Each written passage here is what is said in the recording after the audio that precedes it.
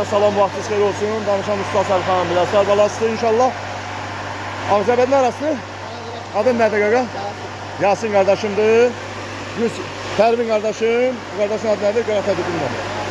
Hazır qardaşımdır. Bu da Nat qardaşımdır. Öpürəm. 3 kilovatın sınavı 4 təkərimiz sarğım olsun. At qardaşım, at geçsin.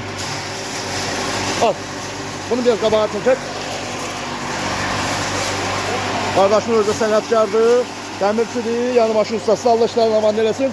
Kimin də maşın işləri olsa, gəlsin, düzəltsin, qəşəng iş görür maşallah. Əl səlqəsi super, qəşəng göz qabağında. At qardaşım, at geçsin. Qaqa bir çox az. Ay qaqa, onu təyat, onu təyat.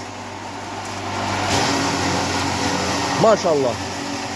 İş budur, keyfiyyat budur. Danışan Usta Sərxan Biləsər bala. Çatdırma qoşu pulsuz, nə olur fazla. Aləmi qatdı qaqa bildirlər. Qiymət 1000 manatdır. 3 kilovatdır. Dənə 4 kilovat var, qardaşın aparatdır. O da 1200 manat inşallah aparıb qardaşıyla sonuq elədiyində. 2 kilovat təhvil verək. Ah, qaqa bir çox az.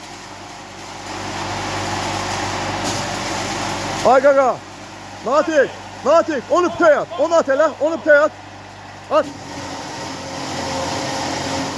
At ey qardaşım, onu Usta Sərxan gəldir. Narahat olma, at geçsin.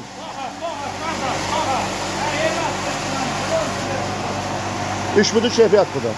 Kəbirli kəndi, dağ zəbədindən? Yox, Qaradolaq. Qaradolaq, kəbirindən gəlmişəm, ona görə. Qaradolaq. İnşallah qardaşlar da ikisi də gözləyir. Beyləqanda körpün yanında görüşəndə deyib ikisine Beyləqana aparacam. Qaqa nətərdir? Əladır, çox. Əla günün olsun, iştah. At geçsin, at geçsin. Sən də tokun güclü olsa mənə bax. O bundan da böyüdür, o lap çox atarsan. Baxarsan nə tokladı, əlin altındadır. Həqiqi qardaş bəyəkdir, daha bu aparatı dedi, ömrüm laxıra kimi işlədim. Elə belə işləsə düzdür. Getdi, 100 ildə yaşı olsa elə 100 ildə işlədəcək.